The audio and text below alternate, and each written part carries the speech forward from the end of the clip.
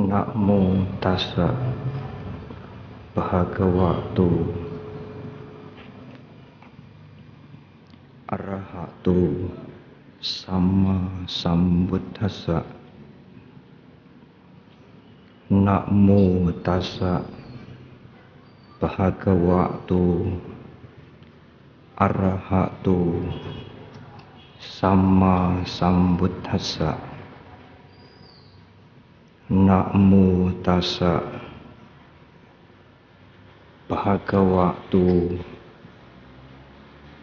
arahato sama sambuddhassa. Silang hi sabha sampatin upannameti sewi tanti. Malam hari ini adalah hari ke-8 setelah purnama di bulan Waisakha. Pada saat jasmani Guru Agung kita Buddha Gautama dikremasikan. Oleh karena itulah malam hari ini dikenal dengan Wesakha Atami Puja. Puja pada hari ke-8 setelah purnama di bulan Waisak.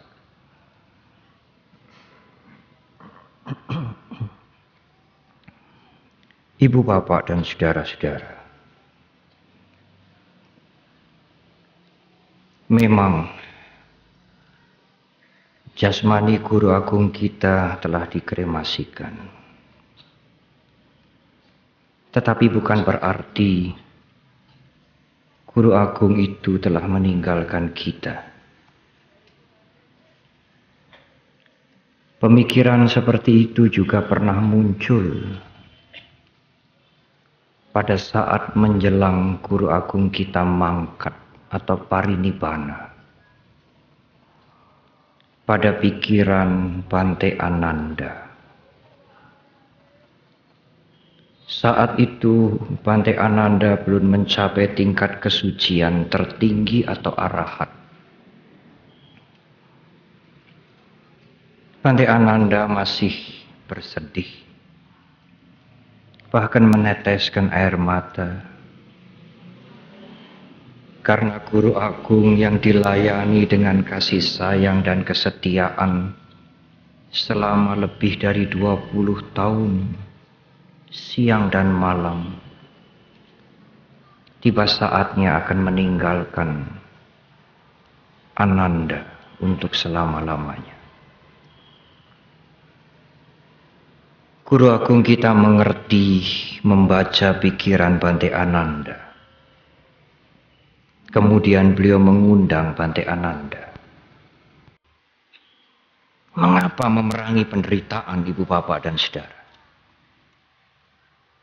Karena penderitaan itu membuat kesengsaraan dan menghancurkan kehidupan ini.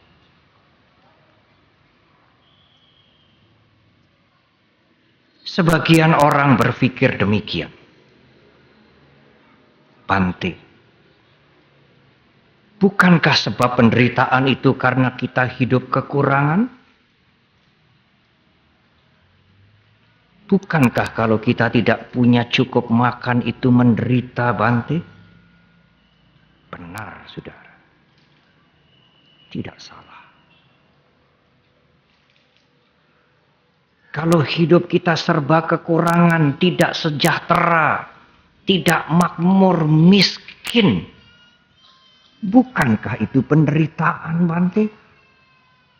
Benar, saudara. Saya menjawab. Kemudian mereka berpikir, kami harus berjuang untuk menutup kemiskinan, untuk menutup ketidaksejahteraan. Karena memang miskin dan hidup tidak sejahtera itu membuat kita menderita. Mereka berjuang keras, saudara. Mereka yang masih merasa kekurangan dan miskin. Karena mereka berpikir miskin, kurang, tidak sejahtera itu menderita. Suffering. Akhirnya mereka cukup makan. Tidak kekurangan. Hidupnya sedikit makmur, bahkan kaya. Tetapi saudara, saya ingin bertanya.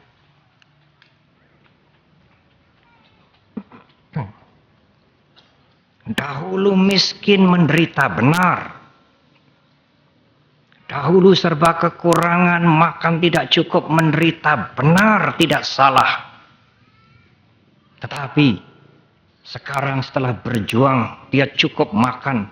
Hidupnya tidak kekurangan, sejahtera, kaya. Bolehkah saya bertanya? Kalau demikian, apakah dia sudah tidak menderita lagi sekarang? Pada saat tidak cukup makan menderita, benar. Pada saat anaknya tidak bisa sekolah sengsara, benar. Pada saat hidupnya tidak sejahtera serba kekurangan, penderitaan, benar saudara. Tetapi setelah menjadi sejahtera dan kaya, apakah berarti sudah tidak menderita lagi? Apakah sekarang dia sudah benar-benar bahagia? Ternyata tidak. Pada waktu miskin dia menderita. Sekarang dia sudah sejahtera, sudah kecukupan. Dia juga semakin menderita. Timbul ketegangan di sana, di sini. Yang tidak pernah ada habis-habisnya.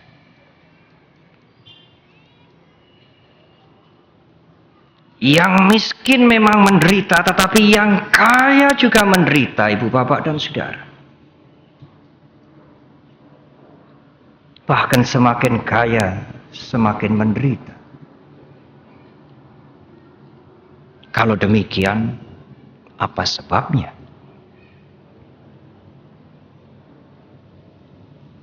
Sebabnya tidak lain adalah bukan karena materi. Bukan yang satu hidupnya sedang-sedang, kemudian yang satu kaya raya, kecukupan, makmur berarti sudah tidak menderita lagi. Tidak.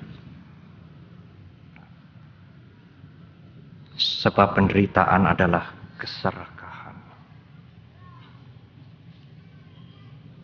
Keserakahan itulah yang membakar mereka yang masih merasa miskin. Ingin hidup makmur, ingin sejahtera, ingin kecukupan. Tetapi setelah mereka mampu, mempunyai fasilitas cukup, mempunyai materi cukup, keserakahan membakar menjadi lebih hebat, saudara. Yang miskin dibakar keserakahan, yang kaya juga dibakar oleh keserakahan. Keserakahan itulah yang membuat penderitaan, yang melahirkan kesengsaraan, yang menghancurkan kehidupan ini.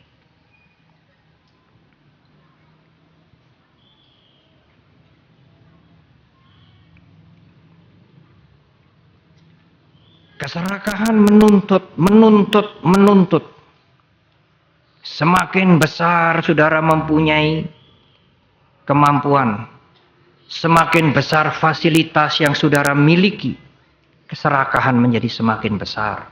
Kemudian, kalau keserakahan tidak bisa dipenuhi, keserakahan menjelma menjadi kebencian.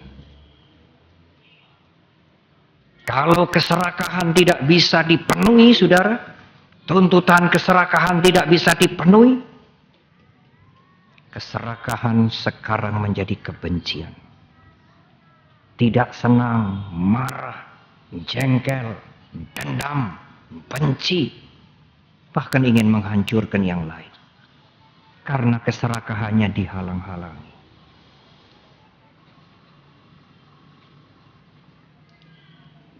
Itulah sebab penderitaan, saudara. Oleh karena itu tidak soal saudara hidup sedang-sedang. Sekalipun saudara tidak kaya raya, tidak makmur, tidak sejahtera. Kalau saudara hidup sedang-sedang tetapi saudara bisa mengendalikan keserakahan, mengurangi kebencian, meredam emosi-emosi yang negatif, yang sering disebut kekotoran batin. Meskipun saudara hidup sederhana, saudara akan bahagia. Karena saudara mengurangi keserakahan, kebencian, dan emosi-emosi yang negatif. Demikian juga, kalau saudara hidup sejahtera, merasa cukup, makmur, kalau saudara juga mampu membendung keserakahan, menahan kebencian, meredam emosi-emosi yang negatif, yang makmur juga akan bahagia, saudara. Kebahagiaan tidak tergantung hidup sejahtera atau hidup makmur. Karena sejahtera atau makmur tidak identik dengan bahagia. Anda akan bahagia pada saat bisa mereduksi, mengurangi keserakahan, kebencian, dan emosi-emosi yang merugikan kita. Hidup sederhana, Bante, tidak berkelebihan. Secukupnya, tidak apa, ibu, bapak, dan saudara. Kalau keserakahan, kebencian, dan emosi yang negatif itu bisa dibendung, meskipun hidup sederhana, ibu, bapak, saudara akan bahagia. Tetapi sekalipun makmur, kalau membiarkan keserakahan, kebencian, tidak ada kebahagiaan. Lalu, sekarang, bagaimanakah cara mengurangi keserakahan? Bagaimanakah cara mengurangi kebencian? Bagaimanakah cara mengatasi emosi-emosi yang negatif? Caranya bertahap, ibu, bapak, dan saudara. Memang senjata yang paling ampuh adalah wisdom, kebijaksanaan, panya. Memang meditasi sangat berharga.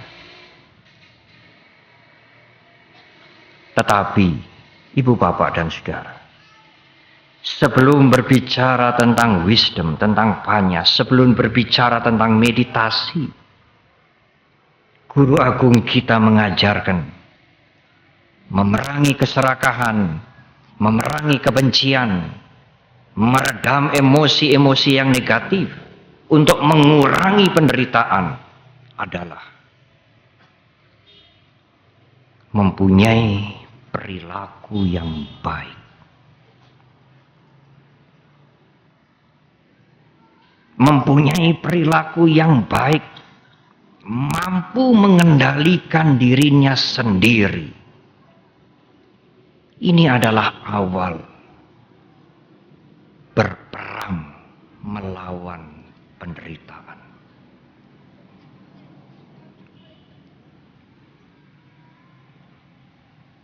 Apakah perilaku yang bajik itu, ibu, bapak, dan saudara?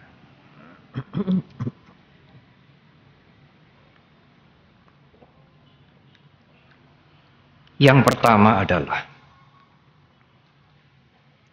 cintailah kehidupan.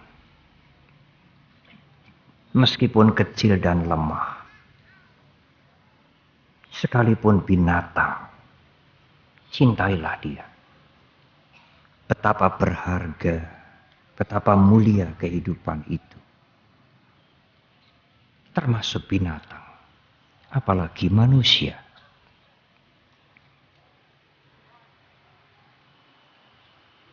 Dasar moralitas agama Buddha adalah metta, cinta kasih. Cinta kasih itulah dasar sumber perilaku bajik bagi setiap umat Buddha. Dasar moralitas Buddhis adalah metta, cinta kasih. Ibu, bapak, dan saudara, metta atau cinta kasih yang diajarkan oleh guru agung kita itu sama sekali bukan cinta yang emosional. Kemudian ibu, bapak, dan saudara merasa, Bante, aku sudah cinta kasih kok. Wong aku ya seneng sama sana, seneng sama itu. Kalau ketemu orang aku ya senyum-senyum. Tertawa ke sana ke sini, hehehe. Tidak, saudara. Metta cinta kasih yang diajarkan guru agung kita itu adalah metta yang sangat rasional. Bukan cinta emosional.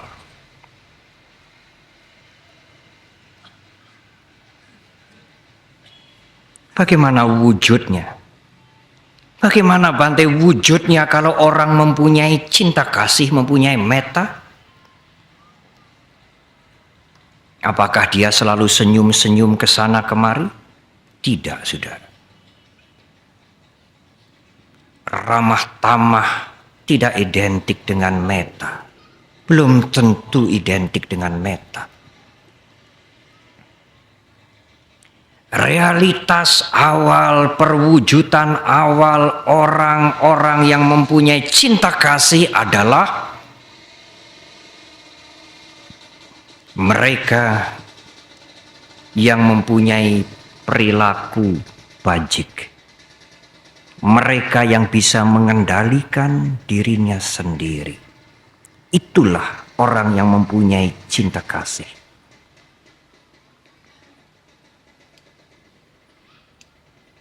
Kalau ada seseorang senang kekerasan, ibu, bapak, dan saudara, senang menyakiti yang lain, apalagi membunuh, apakah orang ini mempunyai cinta kasih? Tidak. Tidak mungkin. Kalau seseorang suka mencuri, nyolong, korupsi, mengambil yang bukan haknya,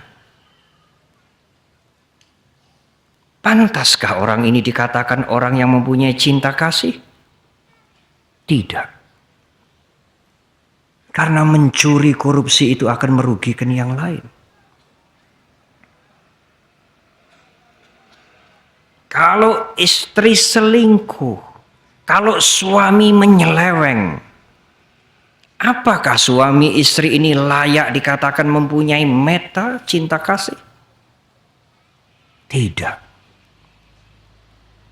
Pasangannya, anak-anaknya, mertuanya, orang tuanya akan ikut sengsara. Apakah dia pantas dikatakan mempunyai cinta kasih? Tidak.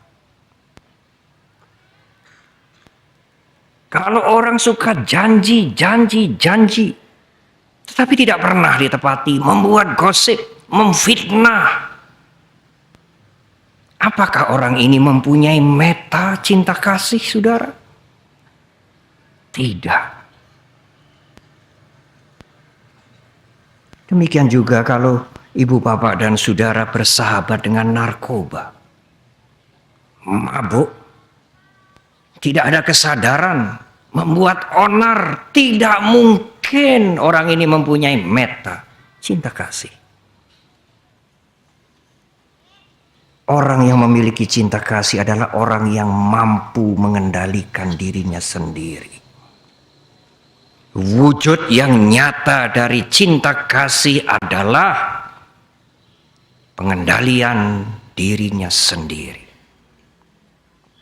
mempunyai perilaku yang bajik.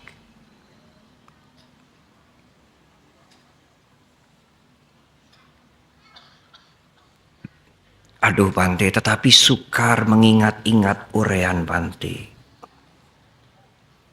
Ya, ibu bapak dan saudara mungkin sukar. Tetapi saya ingin memberikan satu kata kunci yang tadi saya sudah ucapkan berkali-kali. Kalau ibu bapak dan saudara merasa sukar mengingat urean saya yang agak panjang, kata kuncinya adalah cinta kasih, saudara. Metta.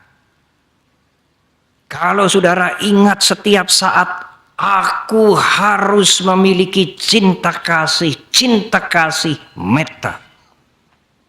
Maka aku harus mengendalikan tingkah laku, perilaku diriku sendiri. Supaya tidak merugikan orang lain.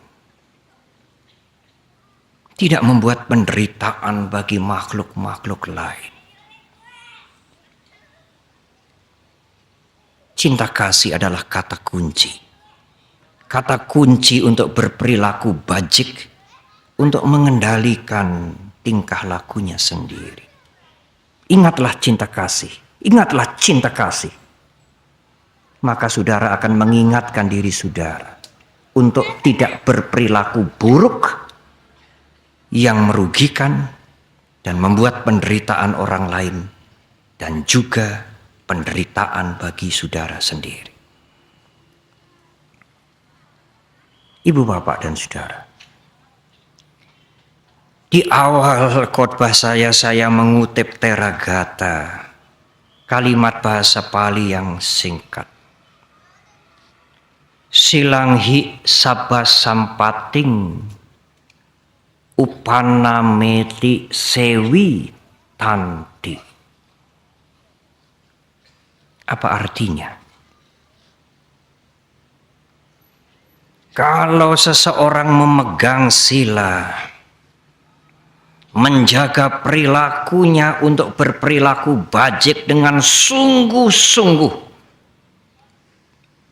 maka sabha sampati, bermacam-macam keberhasilan berada di tangan saudara. Menjadi milik saudara. Apakah bisa Bante berperilaku bajik yang di dalam bahasa Pali dikatakan sila? Apakah bisa Bante berperilaku bajik saja membuat kita berhasil? Bisa, saudara. Justru itulah modalnya. Silanghi sabas sampating upanameti sewi tanti.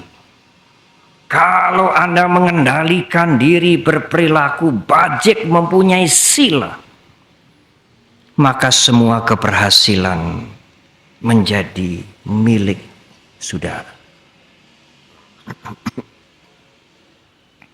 Bagaimana mungkin, Bante? Bagaimana mungkin? Dengarkan saudara, dengarkan. Kalau masyarakat ini, kalau bangsa ini suka menjarah, suka kekerasan, tawuran, bahkan membunuh, bangsa mana yang akan menghargai bangsa kita, saudara?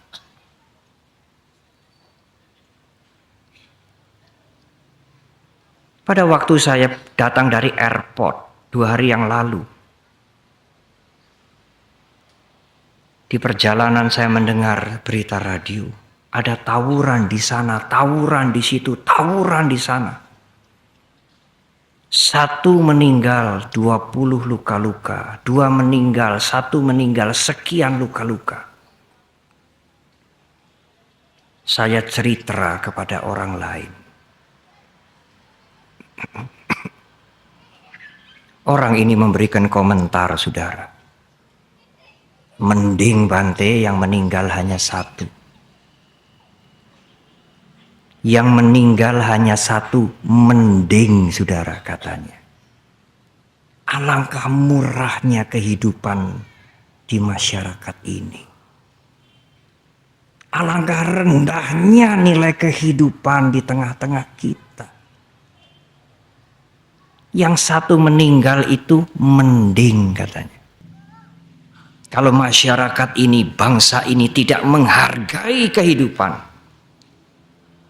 bangsa mana yang mau mendekati kita, saudara? Apakah kita akan berhasil secara duniawi, apalagi secara mental? Kalau masyarakat ini, kalau kita ini senang mencuri, korupsi, investor mana yang akan percaya kepada kita? Dia akan lari ke Vietnam, dia akan lari ke Malaysia, dia tidak mau datang kemari. Kita ini ranking kelima korupsi, saudara, dari seluruh dunia, dan juara pertama. Demikian juga yang merasa sejahtera, merasa tidak kekurangan, kalau menjaga perilakunya dengan sungguh-sungguh, berperilaku yang bajik, menjaga sila yang bersumber dari cinta kasih,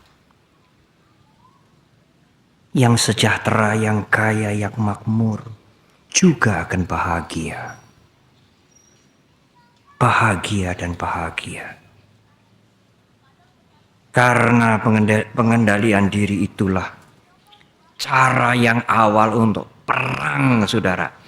Perang melawan penderitaan, perang melawan kesengsaraan, perang menghancurkan keserakahan, kebencian, kotoran batin. Marilah kita mulai demi kebahagiaan kita, kebahagiaan keluarga kita, membangun kembali kebahagiaan masyarakat, bangsa, dan negara kita ini.